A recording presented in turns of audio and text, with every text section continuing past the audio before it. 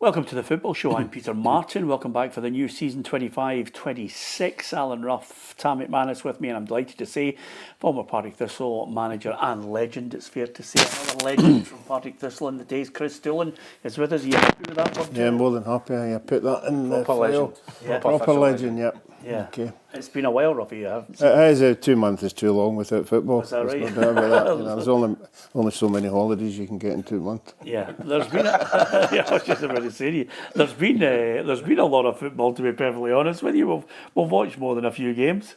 Yeah, there has been. Obviously, a lot of people would have tuned into the Euros to see England winning the Euros last night, and obviously the FIFA World Club Cup as well. It was pretty good. I enjoyed that as well. So there has been football on, but as you know, Peter, I like the Scottish football. I like the Scottish football, and that's back next week. Yeah, absolutely. Really looking forward to it, and delighted that you could join us as well. So anything that you want to mention to us about football, we'll read it out, and we're ready for a new season. Kris, from your own point of view, I would imagine you're just buzzing, waiting and hoping that you can get back in. Yeah, of course. I think every manager since I left said, take time to relax, because it's such a wild job, it's such an intense job. You actually don't realise until you step back how draining it is, and I think I've used that wee break well. So, ready to go again, regardless of what that looks like. It might be a management role, it might be an assistant role, it might be a first team coaching role. Whatever that is, I'll come in and do a good job somewhere. Yeah, but remiss of me not to mention on the programme, obviously, that since we've been off in that 2 months, Ruffy, we've lost a few footballers across the UK. One of them, most notably, in fact, two of them, I think it's nice to highlight, is John Clark, the Lisbon Lion, and John Fallon, also a Lisbon Lion squad member. And perhaps his finest hour and a half came in the Bernabeu Stadium when Celtic were invited along to play Real Madrid as European Cup winners, playing the legendary Madrid side. John Fallon played out of his skin that night as well. But two footballers, another two legends who sadly passed away. Yeah, and unfortunately for the Lions, there's unfortunately not that many of them left, which is a tragedy. But yes, John Clark's been at the club ever since that day, doing everything behind the scenes. I think any footballer that comes through the doors at Celtic will remember John Clark for what he was at the club. John, I was pleased to hear that John Fallon actually got his European Cup medal. I don't think he got it on the day, and it took them a while to sort of convince him to give them that 12th medal, but he got it, and I think he was very pleased with that. Yeah, absolutely. It's funny actually when you think about it. If you think of some of the great players that have walked through that stadium, and then just quietly, unassuming, humble, John Clark would be walking around with a Champions League medal effectively, as a great player for Celtic. Yeah, I think it just shows you how humble he was. You'd never have known that if you spoke to John Clark. We've all been involved in games at Parkhead or maybe at Lennoxtown, and you see him walking about collecting dirty socks and dirty pants and picking kit up, and you just think that's John Clark. That's a Lisbon Lion, a real legend of the club, and you would never think that. He never boasted about it, he never spoke about it. I'm sure Brendan Rodgers had plenty of chats with him, even Ange Postecoglou, and I think it was a good sounding board for them as well. It was never anything came out of Celtic for John Clark.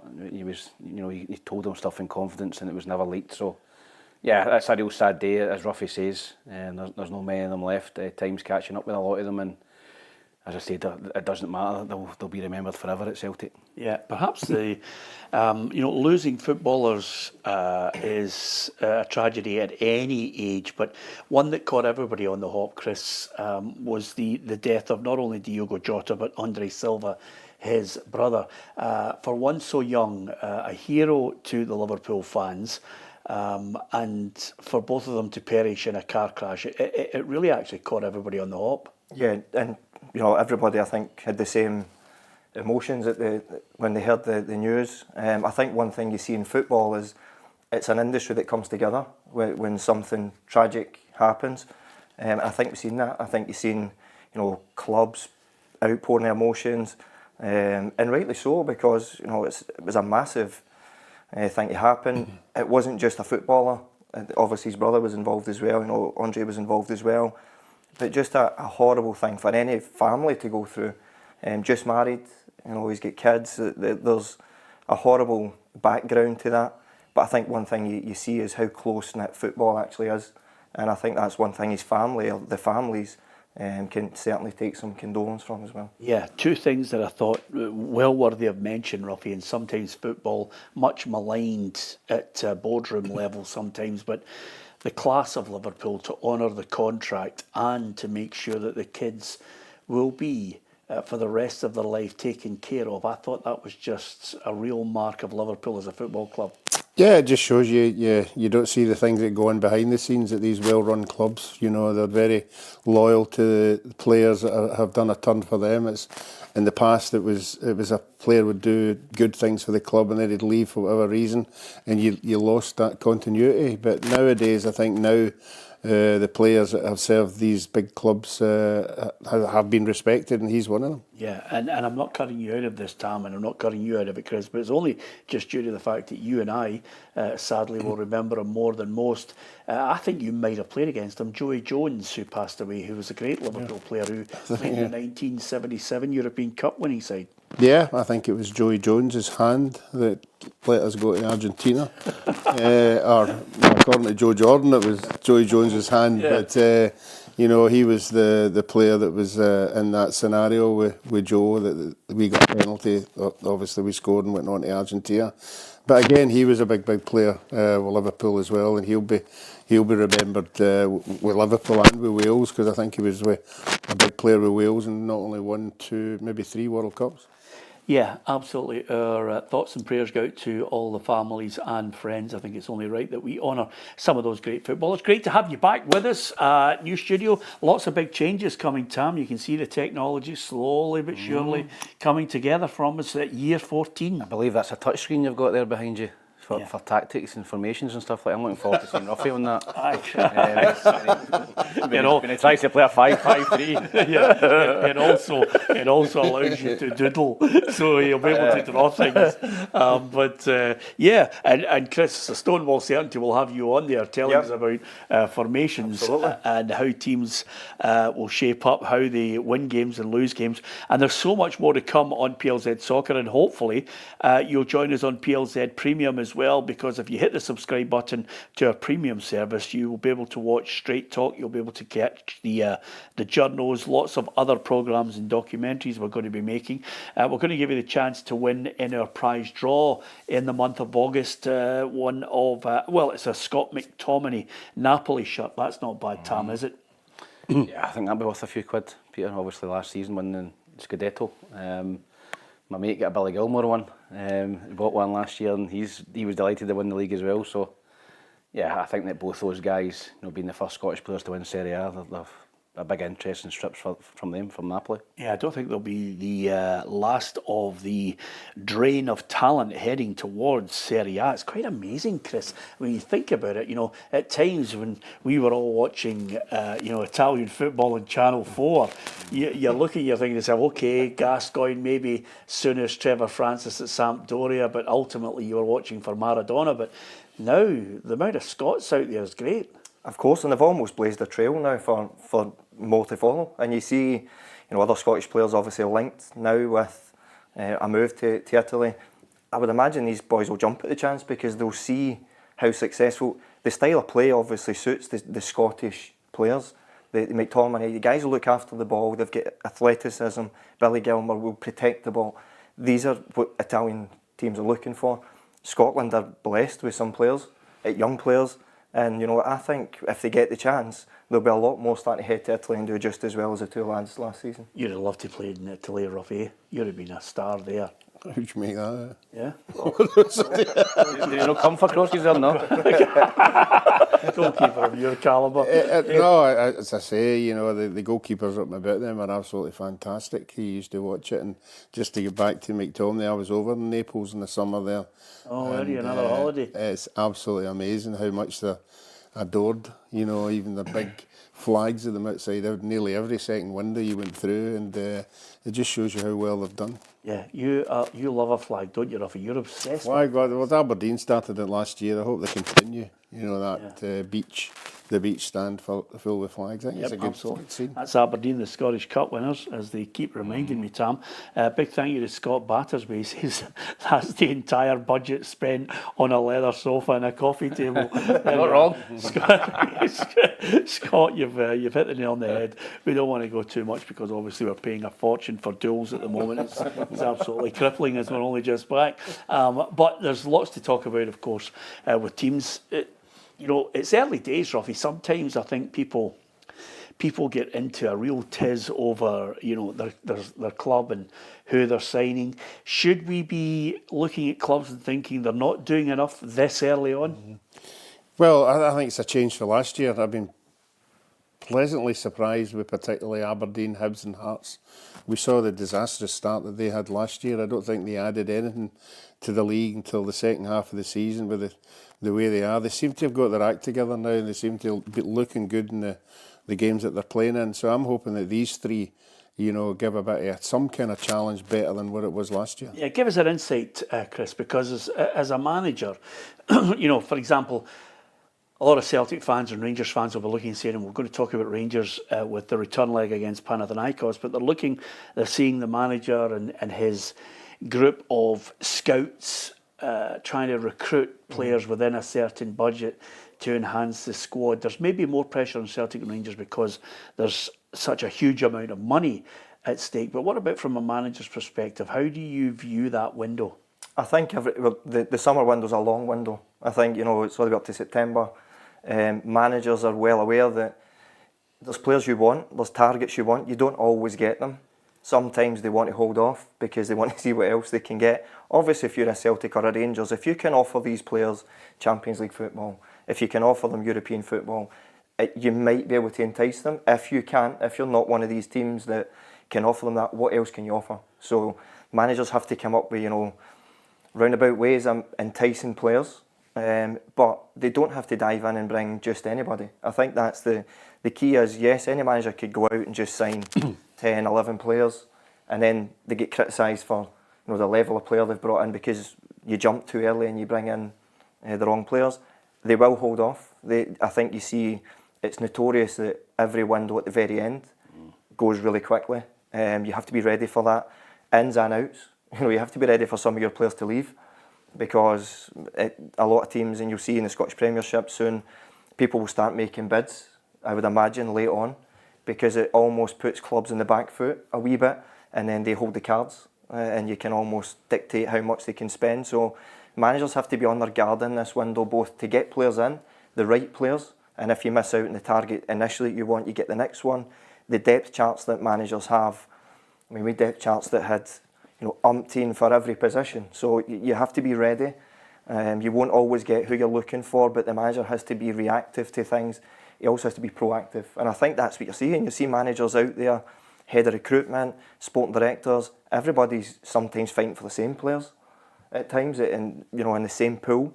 You have to be able to offer them something slightly different than the teams you're up against. Yeah, but the big bonus for you and your Thistle boss, you could say, look, there's Clatty Pats on a Thursday, there's Threshers, there's some of the best, the Shed, there's some of the best restaurants in the West End. Come to Thistle, join the Giants. Ashton Lane.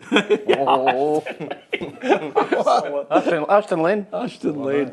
Yeah, absolutely. No, can you sense when you speak to a player though, you think, he's waiting, he's hedging his bets? Yeah, I think so. And it's all agents now, obviously, everybody's got an agent, so as much as sometimes they want to speak to the players directly, you're always pushed towards the agent because the players don't want to have that direct discussion, because sometimes they become likeable. And I think as a manager, unfortunately, you have to be a wee bit reserved. You don't become too attached to players because if you don't get them, you have to move on to the next one. So you have to be ready to move on and take the next one. Don't become too attached. I think that's what you see with managers just now. Yes, they'll talk about the targets they might want, but they won't go over the top on them because you might not get them, and they'll be ready to bring somebody else in. Yeah, the other thing, Tam, which I tend to, and I don't want to put a dampener on it for anybody who loves their club and obviously, look at the whole situation and say to themselves, we want a bit of transfer speculation. We want a bit of chat on who potentially you're signing. But more often than not, June, July, you know, I think somebody just goes into a darkened room and speaks to an agent and starts throwing darts at who they potentially could be signing, because so many of them, you know, will wait, as Kris said, bide their time. They never end up materialising. And the other aspect of it, which I have to say some fans need to put a wee dampener on, is when they say he's one for the future, or he's going to be a mega star, or he's a wonder kid. Fans are not fooled by that now, because how many players have come in at the big clubs and then it doesn't materialise?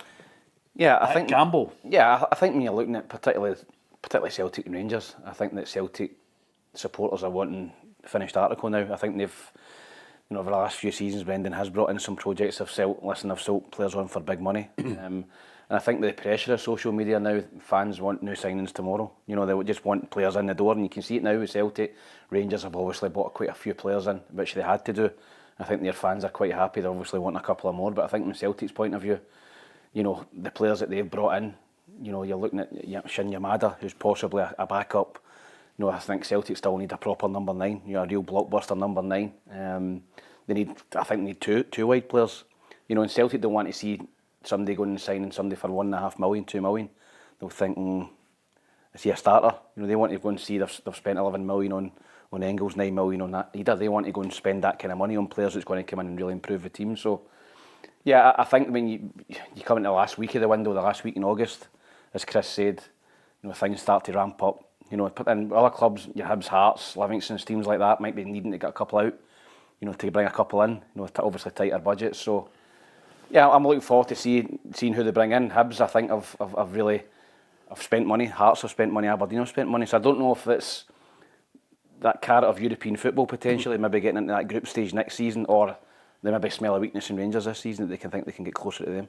Yeah, I think one of the worrying things is not just for the younger Scottish players, is there has been a big influx of foreign players coming in now, and I think that new rule that they brought out, that you can tie up with another club and release some of your younger players into them, the Ayr Uniteds and whoever. I think younger players are now wanting to play, because you can see they're all leaving Rangers and Celtic. If they're not getting a game, I'm off down south. So I think that's a new rule that's come in that's going to be beneficial to hold on to your younger players. Yeah, a lot has been made, Kris, of the fact that Dundee United didn't field a single Scot in their side. You know, we'd love to see more Scots being able to burst into the team, to have that ability. But by the same token, some people look at their budget and think, well, I'm going to get a cheaper foreign player for the same quality, you know, and I'm not going to look to the Scottish players. And as Stephen Robinson said on this very couch, at times, if you play 2 or 3 youngsters, you know, and suddenly you lose 3 games, they're calling for your head. You only have to look at the ridiculous situation we find ourselves in with Stephen Presley at Dundee. Yeah, and that's, I think I actually mentioned it last time I was here about the league being bigger. If the league's bigger, you know, there's less pressure on managers. They can blood some younger players because there's no fear of getting sacked within 3 games, 4 games. Yeah, you're right. I think it is cheaper to go, you know, abroad to bring in players. But ultimately, we as a nation want to see young players. We all want to see that. Everybody. It's just whether they get a chance or not. And as Ruffy says, if they don't get a chance by the time they're 18, 19, they want away. And it's, you know, you're almost hampering their development by holding on to them and not playing them. So they have to go and play games. But the boys that went to Italy, like I said, have blazed a bit of a trail now. And young Scottish players should be looking at that and saying, you know, if I can play games by the time I'm 21, I might be able to, you know, play abroad. And instead of going and bringing players from abroad to Scotland, you could actually be one of these guys that do well in Scotland and move on to another club. Are you surprised Lennon Miller hasn't moved? Yes and no. I think I'm surprised nobody's jumped quickly to take him, because I think there'll be a bit of a bidding war for him. I can also understand how the window works, that teams don't want to show their cards too quickly. They don't want to jump in with an offer and then they get trumped by another team. So they'll try and hold off. Like I said, it becomes a bit cat and mouse. So I'm a wee bit caught between why, you know, I thought somebody would come in and take him really quickly. If I'm honest, I thought one of the foreign clubs or the old firm would come in and take him. But I can also understand, you know, why they're a wee bit slower. And it's also to try and put some of the cards in their hands when they're making offers. You know, they know the time's ticking down. They know the window's ticking down. They know if they miss this window, Lennon only has the rest of this season. So the clubs that are going to put bids in, I think once you see one bid come in, you'll see 2 or 3 followed from other clubs as well. Yeah, try not to mention Trump too early in the programme. You'll get absolutely hammered on here if you mention him. Just enlighten you of that, Kris. The other thing here is, here's a good one, and it just shows you. Rabi says, look forward to the long-anticipated love-in for Hearts this season. McManus and Shanks, 2 of the Scottish media boys. This must be aimed at you. You love favourites. Hearts. Hey? You love Hearts. Oh, I like Derek. I think he's a good lad. Shanklin And was Budge. one of the... Shanklin was... Anne's gone. And Budge is gone. Your prawn sandwich is done. That's it, gone. Shanks is the longest running thing ever. I just hope Lennon Miller isn't subjected to that term. Aye, I think if you're a Hearts supporter, you're thrilled that he's signed. I think he didn't have a great season last year. We didn't get the volume of goals, but if you look overall, I think he's 3 or 4 seasons at the club. He's scored nearly 100 goals, so he's a proven goal scorer. He's obviously, this is probably his last big contract, so maybe his agent was hawking him elsewhere and maybe trying to get him a big deal. Didn't materialise, and he goes back and probably got a good deal at Hearts. So I hate to go with Rabi here with this. He's obviously a Hibs fan. I can see his moniker, the 1875, but I do think Hearts will be strong this season. I think I've been impressed with some of the signings, and I think their best signing is Derek McManus. I think he's a top manager, and I think him and Hearts, we tight part-time Castle. Derek's quite direct, gets the ball away, gets balls. I just think it will suit Hearts. Yeah. I really do. Yeah, Sadly, sadly, you share that view. He's a good operator. He'll certainly get them more solid at the back. Yeah, well, they certainly have looked impressive in the friendly games they've played in. They've won them all quite convincingly. The supporters are right behind them now. Obviously, Shanks is there. And the goalkeeping one is one they have to sort out. Obviously, Craig's got a wee bit of an injury now, but I'd love to see him doing another year. But if there's Xander Clark there, he'll be wanting to play as well. So that'll be a big decision when Craig is fit. Yeah, we're going to hear from Willie Collum on the programme. We'll also look ahead to that big Champions League second round return leg, because there's no doubt that Rangers in the box seat at the moment, 2-0 up. Can they finish the job against Panathinaikos? You can give us your thoughts on that. We'll hear from the Rangers fans shortly as well.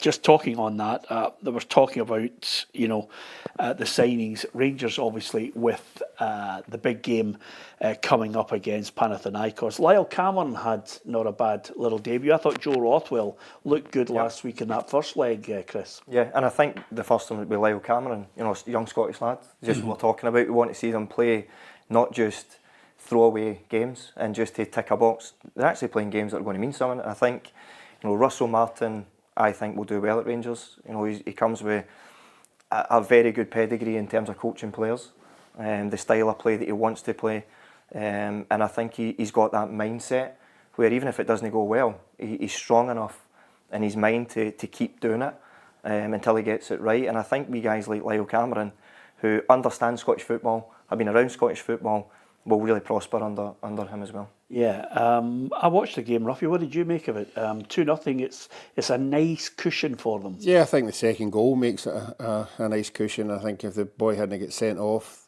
they'd have sort of dug in for 1-0, and they'd have left thinking 1-0 would be enough.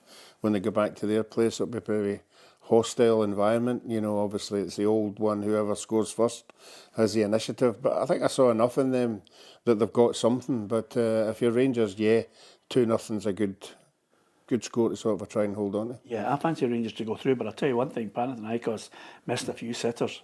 Yeah, they did. I think Jack Butland, to him to thank, I think in the first half he had 2 or 3 great saves. It was 2 sitters, that they should have scored when the ball broke to him, and the keeper saved it, and then the boy missed it at the back post, and that changes the game. But listen, Rangers take a 2-0 lead over it, they'll be roasting over there. I was in Greece not that long ago, and I was talking to a few taxi drivers, and they were saying that it's even warmer at the end of July, and it was boiling over there, so that's going to be a factor. I think the heat over there, but Rangers going there with a two goal lead is a big cushion, and as Ruffy says, I think it's a first goal game. I think if Rangers go 3-0 up in the tie, I think they'll coast it. Panathinaikos get it, fans behind them. They could maybe make a comeback, but yeah, I would think Rangers would go through, and I think the other tie, Pilsen and Servette, was a bit of an upset. I think Servette beat Pilsen 1-0 away from home, so if Rangers can get through that, maybe play Servette, who I think believe they've played before and beat. So all of a sudden you're looking maybe get a wee chance to get in the Champions League. Yeah, the rewards from that, the financial rewards are massive. Of course, Rangers fans will be watching on, eagerly hoping that they can finish the job. We were out there at Ibrox today to catch up with a few of them to get their thoughts on the big game. Confident, I think we're going to win there as well. Yeah, I think we've got a chance. Obviously, need to defend well over there. The temperatures might play a part, but pretty confident we could at least get something for the game to get through to the next round. Yeah, defensively we're a bit set pieces. It doesn't look we're a bit weak. You know, we could do with strength. And I know it wasn't. I don't think it'll be the same team that played on Saturday that'll play on Wednesday. You know. If we can keep them quiet, hopefully we can score the first goal.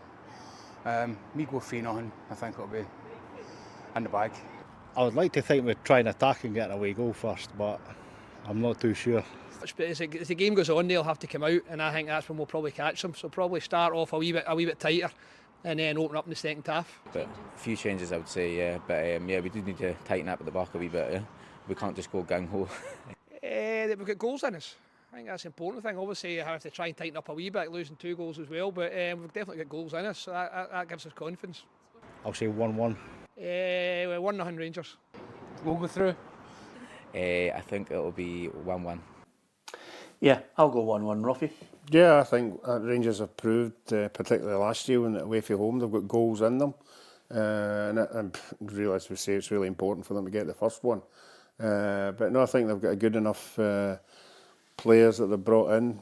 Some of them have got a wee bit of European experience, but I think they've been in the game long enough to see this one. Kris? Yeah, I think 1-1's a good shout. I think it'll be a good eye-opener as to how Russell Martin goes about these types of games. You know, just obviously in the door, in a big game at home, goes and gets the victory, then you have something to defend. When you go away from home in a big tie now, do you sit back and defend and look to hit the counter, or do they come out all blistering, want to score that early goal? It'll be a good one for the Rangers supporters, I think, to see just what their new manager is all about in terms of being in Europe. But I think 1-1 and they'll go through. Yeah. Tam, what are you going to Yeah, I think they'll go through as well, Peter. I think it's vital that Russell Martin gets a good start at Rangers.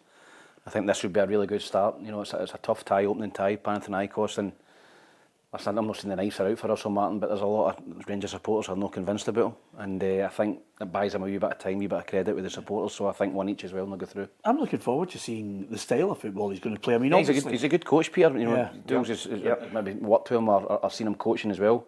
You know, I've listened to him, I've seen him coaching, and I think he comes across as a really, really good coach on the pitch with the players, and I do think he will stick to it. You know, he's a high press and he wants to pass the ball through the lines and he wants to go and press, get after teams.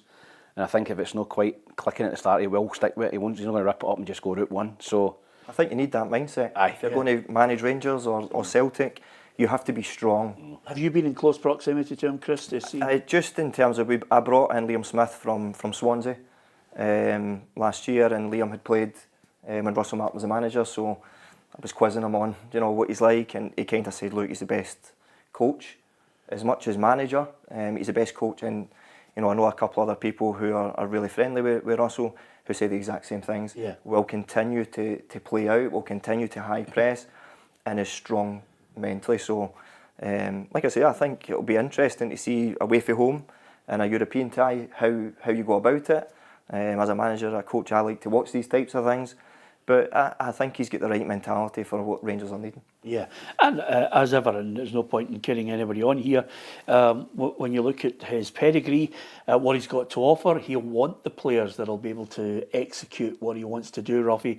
And as ever, Europe will be a huge bonus if they could get themselves past those hurdles into the group stages, because that opens up all sorts of wealth. But the other thing that is absolutely vitally important is just bed yourself in, get the wins that you're expected to get, keep yourself on Celtic's tail until you start to build a bit of momentum, and then you start to gauge where Russell Martin's Rangers are in comparison to where Brendan Rodgers' Celtic are. Yeah, I think everybody's anticipating, you know.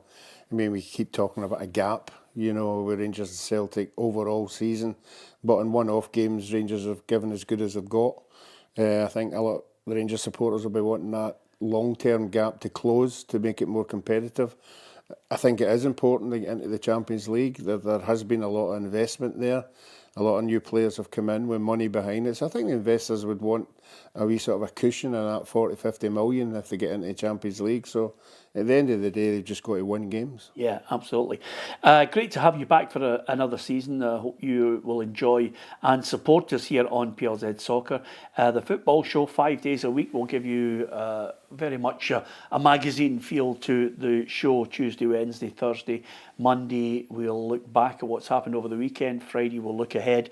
But there's so much more for you to enjoy. We've got competitions, quiz, lots of different programmes that you might want to watch along the way. 7 days a week, you've got PLZ Soccer. If you click on the link below on the YouTube feed and across our social media, you can get subscribing to our PLZ Premium, which opens up a whole load of other programming for you that you can enjoy, and you get the chance to win some fabulous prizes. This month coming up, we'll give you a replica Scott McTominay Napoli top to get your hands on. I think that's certainly one to look forward to. And as ever, lots of different guests, and Kris will be coming in and doing a bit of tactics with Tam, and Ruffy will be just edging them out and showing them exactly how Scotland played in the 1978 World Cup. And then, of course, we'll get Ruffy to reenact the free kick. Yeah, we'll get you to reenact, Ruffy, with the touchscreen, the free kick, how you lined the wall up with Zico, and how it made not a blind bit of difference as he went over the wall. It was very interesting during the close season. I don't know if you saw Peter Brown. Peter Brown's a friend of us that does the after dinner stuff. He'd obviously caught a video that the year before, 82, yes, we got beat by Brazil in the Maracana, and Zico scored the exact same free kick. Yeah. And he sent a text saying, once? Twice? Exactly. No video analysis. Exactly. And the funny thing is, I mean, Ruffy, how on earth did you not know he was going to go? I mean, he did, to be fair to him, in Spain, he hit the postage stamp. Yeah, but I mean, you don't see things behind that. I was pre-game. There was obviously somebody had watched Brazil in the other two games they'd played, and my exact words were, "Free kicks. What's the story?" And he said, "Oh, I've watched the free kicks. There's only 3 people take part." And this particular person who had watched them, I'm not going to say who it is, said it's going to be Socrates, Janino, I can't remember the other boy. And I put my hand up and I said, "What about Zico?" Yeah. He said, "No, Zico's not taking any free kicks this year." Is that right? You wouldn't have to worry about him. So I saw him lurking. And I went, "Well, I don't have to worry about him." And then unfortunately he did take part. Yeah, absolutely, and then some. Jules, did you work a lot on free kicks? I mean, it kind of kills me to see so many people now with a free kick, and somebody steps up and and they've got that kind of a bravado as if I'll bend it over the wall. It's a really difficult skill at the best of times, but I am all in for people who, like an Austin McPhee, who will pay particular attention to it. Like Alan Russell used to play for Airdrie. They pay particular attention and come up with schemes to work out clever free kicks. Is that something that you tried to do? Yeah, I think so. Look, I think you see that particular job becoming more and more apparent at clubs because they're starting to realise, it's such a big part of the game. And just touching on Derek McInnes earlier, you go to Tynecastle, the pitch is small, the ball's out of play more than it's in play. So what are you going to do about it when you've got the ball in your hands or you've got it as a dead ball? They're such a big part of the game. We had to work on them. Obviously, we weren't blessed having a set-piece coach, but you have to work on them as a team and as a manager, as a coach. We would try and come up with, we would do a lot of analysis on the opposition, look at where they were weak, where we could maybe exploit them, where we could bring them into areas they didn't want to be in. But it's such a big area of football now. I just think that job you'll see, and in the years to come, will get even more and more apparent as well. Yeah, absolutely, and thanks to Maestro who says Andy Ritchie, which is fine. Which is fine if you have an Andy Ritchie. Davy Cooper. Yeah, or a Davy Cooper, and and you say, listen, or a George Best. You can work out all the intricate free kicks you want, but if you've got a genius who can walk up and bend it over the wall, then on you go. Talking of looking for geniuses to step up to the plate this week, you'll be hoping the Hibbies can do the business against Michelin. It's poised nicely at the moment. Yeah, and I think a lot of people were surprised at the result. I think when you look at the Danes in the last couple of seasons, they've been in the group stages. They got the knockout stages in Europa League last year. They were heavy favourites going into the game, and Hibs went over there and done a job on them. Started well, got the goal, and then really were comfortable. Watched the game. bar the free kick that they scored, you know, they didn't really create much against Hibs, and Hibs were comfortable at the back. So I think it's a different game at Easter Road. Hibs are going to be rolled on probably by 19,000-20,000. They're going to be on the front foot trying to get after them. There's going to be chances for Midtjylland on the break. So listen, it's in the balance. I think if Hibs can get through this tie, they would fancy the next one. I think it's Fredrikstad from Norway. They would fancy. I think they're probably an easier one than the first tie. So listen, they've given themselves a chance, Peter, in a big European night at Easter Road. I've played in a couple myself. You know, it's an intimidating atmosphere, and I think it'll be a full house. And you're just hoping that Hibs can finish the job, because we want to see Hibs, Dundee United, you know, Aberdeen this season. You know, Rangers have flew the flag for the last couple of seasons, really. Celtic have had some good results as well, but we need other clubs to do it as well, Peter, because I think that coefficient, you know, we're teetering on maybe dropping out the top 10, top 11. Yeah. Are you enthused by what Hibs are doing in the transfer market? Yeah, I am. You confident for this season? Yeah, I am. I think when you look at the money they've spent, I think bringing Jamie McGrath in, who obviously scored it last week, I think he's a great signing for Hibs. He's obviously on a big contract. You know, Klidja, the new signing, they signed from Luzern, from Switzerland, over £1 million, Peter, on a striker. You know, Hibs have never spent that money. You know, and Aberdeen have spent money as well this season. So I'm really impressed with Hibs. I think they maybe need one or two more, but that could all depend on how they do in Europe. So no, I think they've got a really, really strong squad this season, Hibs. Yeah, it'll be interesting. Don't pick it too early, guys, because picking anybody who's going to finish second bottom or bottom is nigh on impossible until that window closes. Should we wait till the 1st of September, Ruffy? Yeah, I think we always have that, wait and see how it goes, and then we all dive in and change it about December or January. Yeah, well, we got it right. We got it right last season. I picked St Johnstone and Ross County. Yeah, I think most of us hung on in there for most of the season on they too. Yeah, although the Championship's going to be fantastic this year, and we'll talk about that as well, and get your thoughts on it too. So many teams to talk about, so many games to cover, and we'll bring you managers and players as well as lots of programming. Una Strassen 0 Dundee United 1 from the first leg. I fancy United to get the job done. Do you, Kris? Yeah, I think so. I think, you know, they're a good side, as much as we were all saying, you know, there's no Scottish players in there. They're a good side. And I think they showed that. I actually think Una Strassen maybe were better than United expected them to be, and almost caught them in a hop a wee bit. But I think their speed, their strength this year in United, I think will show through. And I can see them going through this tie as well. Yeah, okay. You can give us your thoughts on some of the games coming up as well. But there's one burning issue which reared its head today at Hampden, and that was, of course, changes to the laws, which we've got to look out for. Willie Collum was speaking to some of the assembled members of the broadcast and the written media. Our reporter, Alison McConnell, was out there to find out what Willie had to say.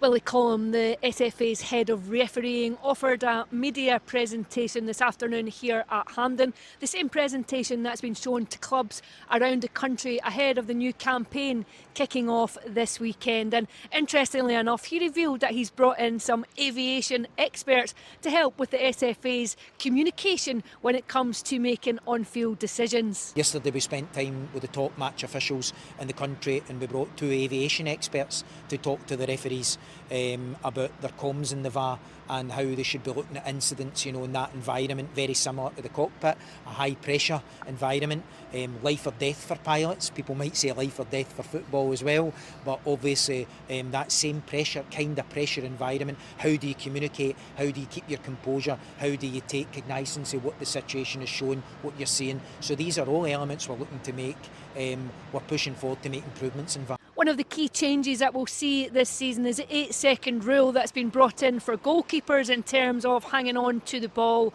A first sanction will result in a corner kick, a second will be a corner kick with a warning, and a third will be a corner kick with a yellow card. It won't be strictly enforced, and it certainly won't be a matter for VAR. Rather, it will come down to the jurisdiction of the referee on the pitch. Make the game much quicker because the goalkeepers now are under pressure to release the ball. We've prepared the referees tactically for that as well, forgetting just about the decision making, the 8 seconds and punishing it. We also know there'll be a lot of shorter balls at times in and around the penalty area. We need our referees to be well prepared for that. But it's like any rule change, the clubs are aware of it. we've spoken to a lot of goalkeeper coaches who are saying they've already been coaching it, working at it. So we don't think we'll see a great amount of issues with that. We know that in the League Cup so far, it's not we've not encountered any issues with it at all. It's not been punished once, so we'd hope that would continue throughout the season. So there you are, that's great news. Maverick and Iceman have been brought in to help them calm down in these pressure situations. Let's hope the officials are flying. Yes. Let's hope there's no seagulls about. So. He's practically admitted that the kind of pressure that the people are under up in this VAR room, you know, that some of the decisions that have been made are under pressure. You know, you would like to think that there would be enough stuff that's not going to happen. You know, you'd like to be 2 or 3 guys there, not just one person who's making that decision. So it just shows you it must be a difficult job to come to that decision. Yeah, I think Willie Collum deserves tremendous credit for the fact that he's tried to be transparent, tried to engage with people. Obviously, at some points, Kris, no manager has enjoyed phoning him on the Monday and he said, "I'm sorry, we made a pig's ear of that." That's when they don't really care whether Willie calls or not, but he's trying to be open and tell you what they're trying to do to get things better. Yeah, of course, and I think managers appreciate it. Look, I think, as you said, nobody wants that phone call on the Monday and, you know, be told, yes, there was mistakes here, there and everywhere. I think he should be commended for thinking outside the box and bringing in people from another industry, because sometimes when there's a different voice from a different industry, it hits home better, because it's just the same message that these guys are under pressure the same way they are in the cockpit, as they mentioned. But sometimes just having those voices from a different industry to say, look, you know, we're under the same pressure, albeit in a different way. Here's how we deal with it. And football can learn so much from other industries at times that I think that's quite a good step. And I sometimes think managers, players, they like it when something different gets thrown out there. You know, it's not just Willie Collum talking all the time. They bring in guest speakers, they bring somebody else in who sometimes just gets their attention. And I think that's something that having the guys for the aviation will do. Yeah, well, listen, pressure's one thing. Getting things right, slight tweaks to the law changes as well. It's good to actually be aware of what the referees are going to be looking out for, Tam. Yeah, it would just be interesting to see how much they implement it. You know, there might be big pressure games. You know, we spoke about it just off air when we were talking there. You know, an Old Firm game.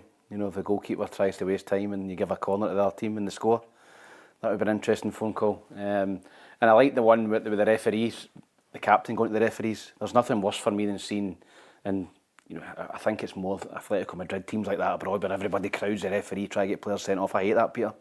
The captain goes up. I think we've seen a wee bit of it in the Club World Cup where the captain was going up and speaking to the referee. The 2 captains, he was speaking to them. It was a lot calmer. They were getting, you know, quicker through that and that sort of stuff. So and that's what you see in rugby. Aye, and that's what I mean. You learn for other sports. You learn. Football can learn massively, not just keep doing the same stuff. They can learn for other sports as well and other people and other industries and bring it into football. Yeah, I think that one of the things that I would love them to embrace from rugby, Ruffy, and I've been banging on about it for decades, is quite simply, if the ball's out of play, the clock stops. It will eliminate cheating immediately, and I think it's a nonsense to suggest the game could go on forever. That's just people scaremongering. Yeah, I like the other thing for the rugby as well. I like everybody hearing why the referee has made that decision. Yeah. You know, he's actually telling everybody everybody have their own opinion and what it was, because they're so far away they probably haven't seen it, but he's there, he's seen it, and this is the reason why I've gave this decision. You buying into the clock stopping? Yeah, I think it'll only affect in the last 5 or 10 minutes when you try to waste time trying to see out the game. Yeah, I think, you know, you only have to look at some of the games, you know, throughout history, and of course, especially at the tail end of last season and this season, even in the European Championships for the women's game, you've got people just going down, you know, nothing wrong with them. Mm-hmm. Yeah, you're right. If you bring that rule in, sometimes it's just enough to scare people into stop doing it. And that's sometimes what the rules are. Even not really enforcing this 8-second rule, but the fact it's there is just enough sometimes to frighten goalkeepers into getting the ball and play quicker. So whether it's enforced or not, stopping the clock, whether it's enforced or not, just having that framework sometimes enough. Yeah. Tam, is there anything they've missed that you wanted addressed?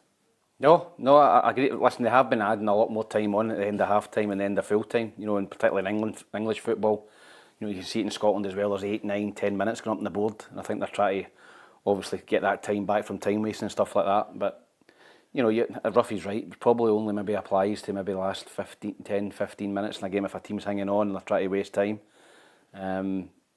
Maybe do it then, last 20 minutes of the game, I don't know. But There'll be ways around it. The football will find a way around it. Absolutely, because you three guys know you are one of the you are the greats for finding ways to cheat and come up with something. Give us your thoughts on it. What rule would you like to see applied? What do you make of the new rules that will be implemented, and what do you make of Willie Collum trying to be proactive, transparent, trying to explain to everybody what he's trying to do with the referees so that they can act quickly, get it right, under pressure. Aviation experts in there to try and get them to calm down and slow their heart rate down, which is something, of course, that strikers have to do because, Kris, you know yourself, your heart rate would go down in the box. Take it easy, calmly put it in the back of the net. No problem whatsoever. Ruffy, what about your heart rate? Did it go up? Did you just think, I've got my angles covered, no problem? No, it never really fazed me at all, really. No. Okay. his heart rate went up when he played in America. The jelly doesn't that come out at half time? Yeah, absolutely. But that's another programme behind the premium wall. Ruffy in America. But that'd be some documentary, wouldn't it? You know, Ruffy meets George Best. Anyway, let's have a look at the Premier Sports Cup draw before we look towards the weekend and the opening day of the season. This is indeed what we look forward to once it gets to all the big teams coming in there. Celtic against Falkirk, Livingston Hibs, Rangers Alloa, Kilmarnock Dundee United, St Johnstone Motherwell, Morton Aberdeen, Partick Thistle against Ayr United, and St Mirren against Hearts. Some tidy ones in there and a great draw. If you're Falkirk and you're looking at the ultimate draw, it's welcome to the big time, and of course a nice wee mouth-watering one. Yeah, it is, and they caused Celtic problems last season in the cup. You know, went there and were ahead twice, so really made a good account of themselves. So I think that's a tricky one for Celtic. I think the way Falkirk play, you still expect Celtic to go through, but you know, Rangers getting a home tie against that great draw for Alloa as well. You know, they've started the season well, big Andy Graham. We all know, and that supporter will be looking forward to the same old Alloa always cheating. Remember that one? Yeah, absolutely. Those gifts have been going about over the last couple of days, but great tie for Alloa. And tricky one for Hibs away to Livingston, tricky one for Hearts away to St Mirren. Yeah, and your old team, the Jags, at home to Ayr United. Yeah, they must be fed up playing each other. They play each other umpteen times a season, but good game. Two sides that probably will fancy themselves in the tie and a one-off game. I think both of them will go and throw everything at it. Two young managers as well, so it should be set up for a good game.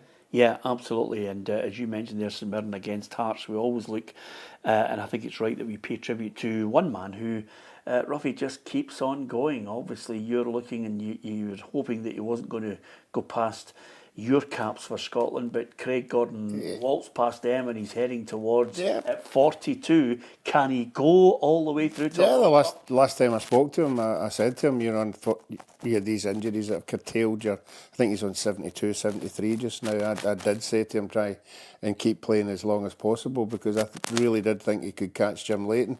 He would have to really get back playing again. You're playing maybe 7 internationals a year. You know, I know it's asking a lot for him to play in that 2 years, but certainly it'd be a target I'd be going for, to try and be the best, most all-time cap goalkeeper instead of just being second. Yeah, 18,000, just short of it, I think, were there for his testimonial against Sunderland. They won 3-0. I mean, that's fantastic for him, because testimonials these days, getting fans out to them to get them interested. But he's clearly a jambal, although he won 5 league titles, 5 league cups, and a couple of Scottish Cups with Celtic when he got that great domestic haul. He won a Scottish Cup with the team he supported. Yeah, I think he's very well respected, Peter, at Hearts. I think he's served them well. They got a massive transfer fee from him when he left as well, which helped the club. Sunderland were a big draw. I think they brought 3,000-4,000 fans up as well. Great day out for them, and a brilliant attendance from them, and a good result for Hearts. Gives them more confidence going into the season. So yeah, I think he thoroughly deserved it when you look at his record at Hearts and his record for Scotland, I think he deserved a full house. Yeah, and Derek McInnes was talking after that testimonial about the players that he's witnessing now as the Hearts boss. Craig Gordon will know exactly what he's doing, although he won't be available for the first part of the season due to injury, Ruffy, which is a blow to him. It certainly is, particularly at that age. You know, sometimes injuries come quicker than what you like, you know, but let's hope it's not as serious as the ones he's had before. Yeah, and the one that he's looking forward to and that's impressed him, Derek McInnes, looking at the Australian Cammy Devlin, he's been well impressed. Absolutely delighted with him. He's been first class, even from my first conversation with Cammy when we were on holiday. You know, I've always been an admirer from a distance, and now that I'm his manager, I'm really enjoying working with him. You know, I think he gives you a bit of everything. Just want him to be a midfielder. He doesn't need to overthink his game too much. The game will come naturally to Cammy if he keeps just getting about his work, and he's been different class.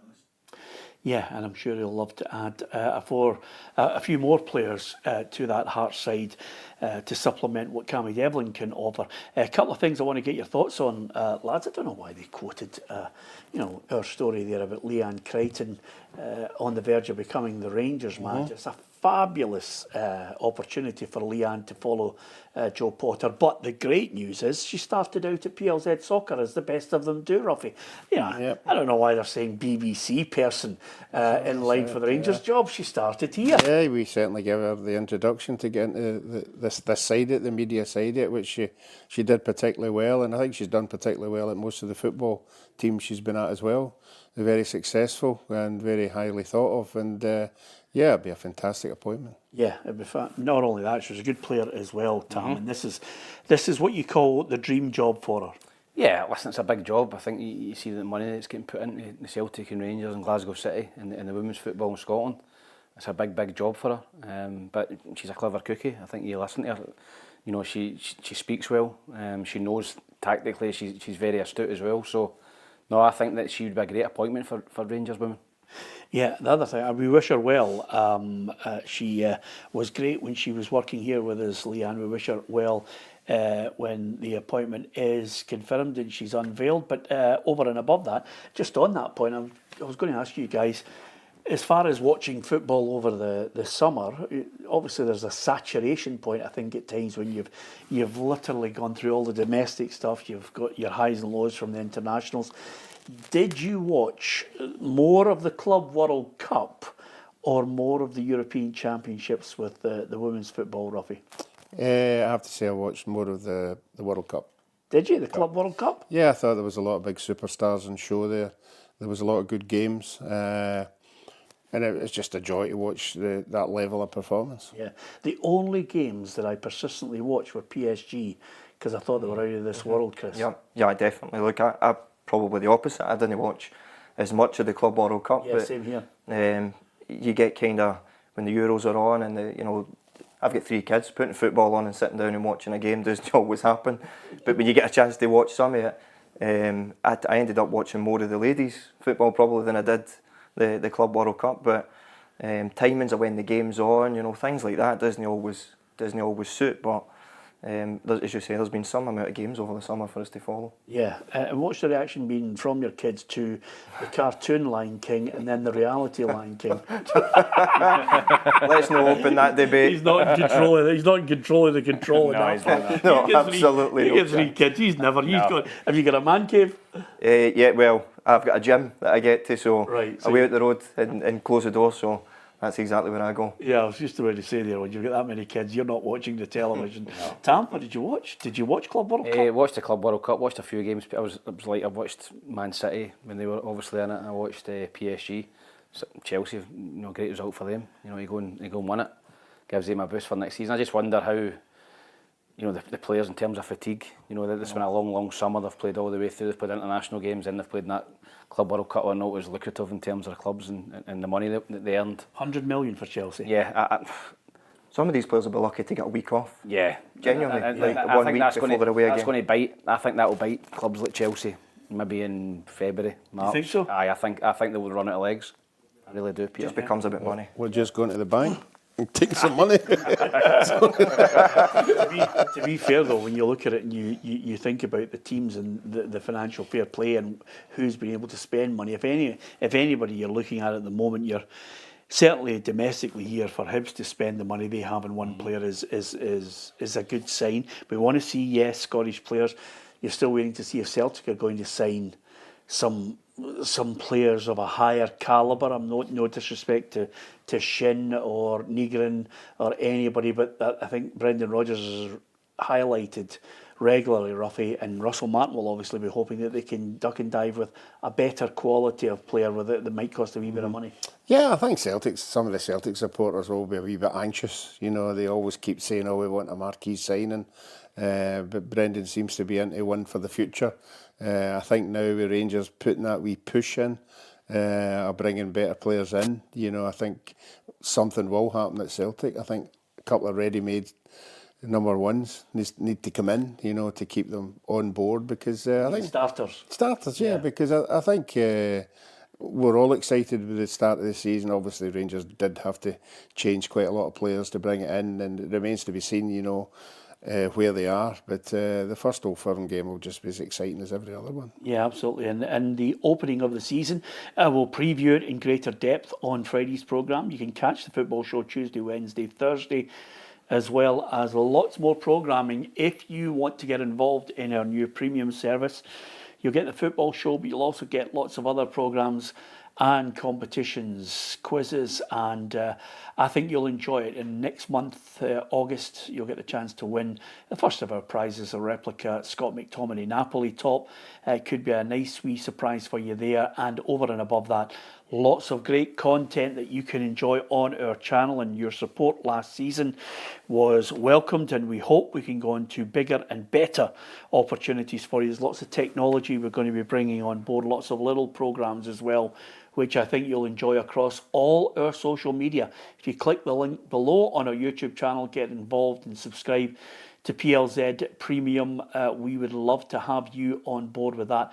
And don't forget, if you want to get any of our merchandise, there's lots more coming out. It's in the PLZ Soccer shop on our website. You can click through to that as well. Opening of the season, I always like it. The flag will be unfurled at Celtic at 4:30 on the Sunday. Celtic against St Mirren, Falkirk Dundee United, Dundee against Hibs. And then Monday it's Hearts against Aberdeen, which means Saturday only 2 games in the Scottish Premiership. Killie against Livingston at 3 and Motherwell against Rangers at 5:30. It's all over the place, Ruffy. Yeah, again, you know, sometime during the season the supporters start complaining about it. I think the reason why they're all at that is because the TV are giving the money to the clubs. So you can't have it both ways if you buy into it. And I'm sure some supporters might like a wee change for 3 o'clock. What do you do, Kris, in these situations? Would you say to yourself, well, obviously you want to get back involved, but will I go to a championship game? Will I go to a premiership game and pick up maybe some tips, or just let people know you're there? I've kind of done a bit of both. If I'm honest, I've been out at championship sides, I've been out at Premier League sides. I think it's good to know and see the different styles of play. Know the players, recognise the players, work out who's been brought in, because some teams bring in a full new team at times, you know, so you have to learn who these players are. But I've actually enjoyed getting out to all the games. You can see that, you know, teams have recruited well where they're maybe still needing to bring in, but I think both divisions will be good this year. Yeah, I'm going to Hibs Michelin on Thursday, Tam, to try and get along to that myself. See the high bees. And the other thing I was going to say to you, out of all the games that are there across Saturday, Sunday and Monday, where am I going at the weekend? Where am I going to go? You've got to go to Tynecastle, I think, on Monday. You think so? I think that's the game of the weekend. I think that's been interesting to see. I think Hearts are fancied by a lot of people this season to go and not only finish third, but maybe push closer to Rangers under Derek McManus and the money that's come in for Tony Bloom. There's a lot of hype about Hearts, and I think Aberdeen have signed well as well this summer. Scottish Cup winners. Scottish Cup winners, as you know. And listen, I think that will be a cracker at Tynecastle. Derek McManus up against his old team as well. So I think that's a tie of the weekend, Hearts Aberdeen. Yeah, that's not where I'm going. Obviously, as a journalist, Ruffy, I'm going where the story is. Where am I going? A story already. There's a story First already. game of the season. Yeah, Dundee absolutely. Hibs. I'm going to Dundee Hibs. I'm going to Dundee Hibs to say hello to Stephen Presley and see how his team are going to play, and then just ridicule some Dundee fans who maybe don't fancy him, but Kris knows only too well. I mean, to suggest that managers are under pressure because you don't like them is just utter nonsense. I would agree with that. You have to judge what he's bringing to the club on the park and off the park, and obviously the results are important. Yeah, it's the madness that is Scottish football. Don't forget to subscribe to PLZ Soccer on our YouTube channel. If you want to join the premium service, you can. You'll get lots more in there, a lot of chances to win, and a lot of great programming as well. You'll see a lot more of Kris Doolan until we get him a job, Ruffy. Is that fair? Yeah. Well, it's par for the course, isn't it? And here, you know, we usually, anybody that comes in moves on to bigger and better things. Yeah. Apart from me. Yeah, apart from you're still with us, don't worry about it. Thanks to you for watching the programme, listening to it. You can get it on the podcast as well. We really do hope you subscribe to PLZ Soccer for another season of madness.